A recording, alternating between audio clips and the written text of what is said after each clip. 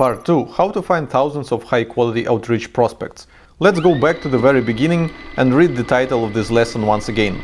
How to build links and promote content via blogger outreach. I placed build links first so that to remind you that this is the primary goal of your outreach efforts. As for promoting content, we just discussed that it's a natural byproduct of your outreach efforts rather than the primary goal. So who should you reach out to? Who are the people that are likely to link to your piece of content?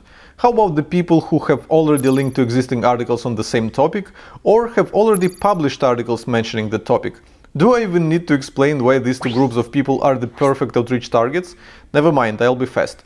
They clearly have websites to link from and they clearly have a certain interest in your topic. Sounds fair? Now let me show you how to easily find these people. Group number 1. People who have linked to existing articles on the same topic. The logic here is painfully obvious. If these people have previously linked to some other articles on the same topic, they might as well link to your articles too. That is, of course, if your article is somehow better than the one they're already linking to or offers a unique perspective. Otherwise, they just won't care. So how do you find people who have linked to similar content? Well, the best place to start is, of course, by doing a few Google searches for the topic that you want to rank for with your article, see who ranks at the top, and then look up who's linking to them. I usually use Ahrefs Keyword Explorer tool to do that. So let's see who ranks at the top of Google for the keyword SEO audit. There's our own article from Ahrefs blog ranking at position number 1, with over 80 websites linking at it, and there's an article from Moz blog that ranks at position number 2, with almost 300 websites linking at it. Even though we already rank at the top, it wouldn't hurt to get a few more backlinks to our article so that to secure its number 1 position. And those 300 websites that link to Moz article are the perfect targets. Let's see who they are. All I need to do is click on that number of referring domains and I'll be redirected to a proper report within Site Explorer tool listing all 300 of them. From here I usually turn on the dofollow filter and reorder my list to see sites with the list dofollow links at the top. Then I use my classic link research approach that is called look for domain names that make sense. Works for me every time. In this particular situation, Platinum Services looks interesting. By clicking the backlinks dropdown, I can see that they have linked to Moz article from their own blog. If you ask me, this is a perfect outreach prospect, and I'm sure that by reviewing all of these 250 websites that link to Moz article with dofollow links, I'll be able to find quite a few more awesome websites to reach out to and pitch our own article. And that is just a single one of the top ranking articles for the topic that we want to rank number 1 for. Just look at the domains column that shows how many websites are linking to each of these search results. I'm sure if I review all of them, I'm going to find a lot of great outreach opportunities for promoting our guide to SEO audit. And once I'm done with the search results for the keyword SEO audit, I can brainstorm a few other relevant search queries like how to find SEO issues, analyze website SEO, find SEO issues on a website, diagnose SEO problems, etc. These extra searches might help me discover a few more relevant articles that have links from cool websites that I could reach out to. And I know what you're thinking. Tim, that is very cool, but how do you actually persuade all these people to link to your article when they're already linking to your competitors? No worries, the entire next lesson of this course is devoted to answering this very question. And now let me show you another cool way to find articles on the same topic as yours that have a lot of backlinks to piggyback from.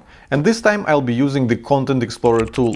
Let's find all articles that have the words SEO audit in their title. And there are over 2000 of them in the Content Explorer database.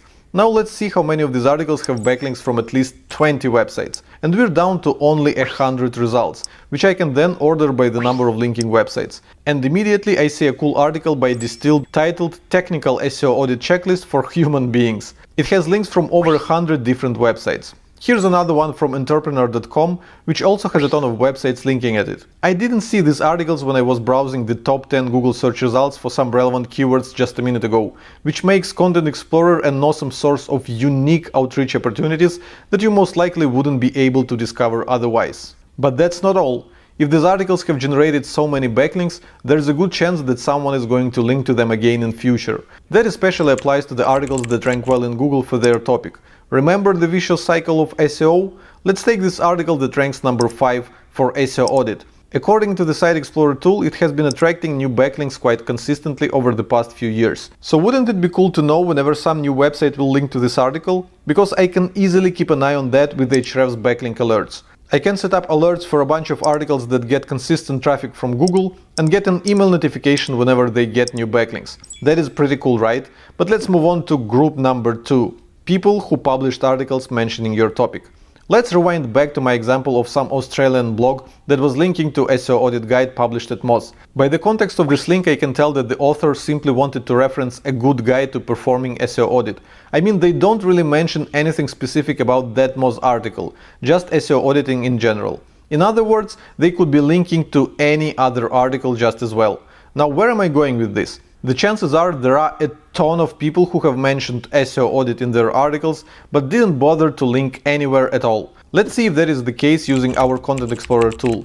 I'll search for SEO audit again, but this time not in the titles, but in the actual content of the pages. And I get almost 14,000 results. That's a ton of articles mentioning SEO audit. But let's see how many unique websites they belong to. We have one article per domain checkbox for that. And we're down to slightly over 6,000 articles that belong to different websites. I can also filter by language to focus on English articles only. But there is still 5,000 results. That's not a number that you would be excited to review manually, right? But if you were watching my course from the very beginning, I'm sure you're now well familiar with the functionality of Content Explorer and how to narrow down your list of results using its awesome filters. For example, I can use the domain rating filter to focus on popular websites only, or vice versa. I may target smaller sites because there's a higher chance to impress them with my content and persuade them to link to me. Alternatively, I can filter by the search traffic. And I see that there are 40 articles that are getting over 1,000 visits per month from search while mentioning my topic, SEO audit. I would totally go an extra mile to persuade these people to link to our SEO audit guide. Their articles get some decent search traffic, so if they link to me, some of the traffic will eventually land on my blog. And finally, I can use my favorite highlight unlinked domains feature to differentiate between websites who have already linked to our own website and those who have never linked to us. The people who have linked to our website before should probably know us fairly well, so when reaching out we can use this connection to our advantage. But those who have never linked to us will require a more careful approach. More on this in the final section of this lesson. So that's how you find people who have previously mentioned your topic in their articles. Guess what I'm going to say next? You can easily keep an eye on the newly published articles that mention your topic with the help of, drumroll please, Ahrefs alerts. Just go to Mentions tab, click the new alert button, put your keyword there, maybe even use the OR operator to specify a bunch of them in quotation marks.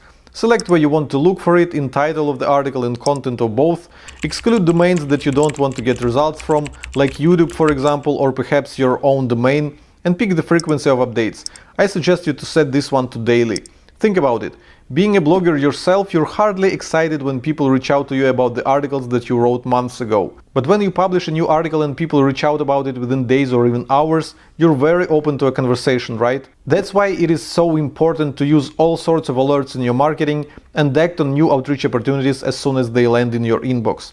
Okay, so we have just covered two groups of people. Those who have linked to similar articles and those who have mentioned your topic in their articles. But if you have started outreach before, you might say that I'm missing out on one more group of people that you could reach out to.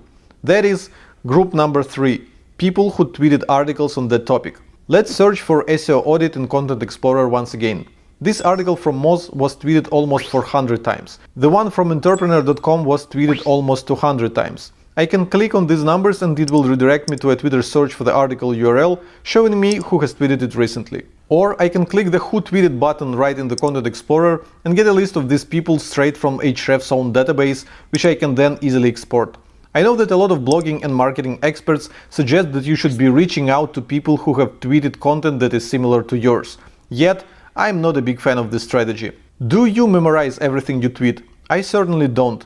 I hardly remember what I tweeted yesterday, let alone a week ago. So when I get outreach emails saying something like, "Tim, you tweeted this article 3 months ago and I have a similar one, which I thought you might be interested to check out," I just click delete. In my opinion, "you tweeted a similar article" is a super weak outreach excuse for anyone to care about, especially if the tweet was sent a long time ago. Yeah, you could start monitoring Twitter for fresh mentions of your topics or when people tweet articles that are similar to yours. But why send these people an outreach email when you can simply tweet them back?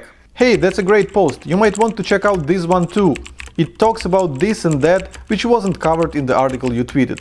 So, in my opinion, this is more of a social media engagement strategy rather than an email outreach strategy. But you don't have to trust me on that. Try it both ways and see what works best for you.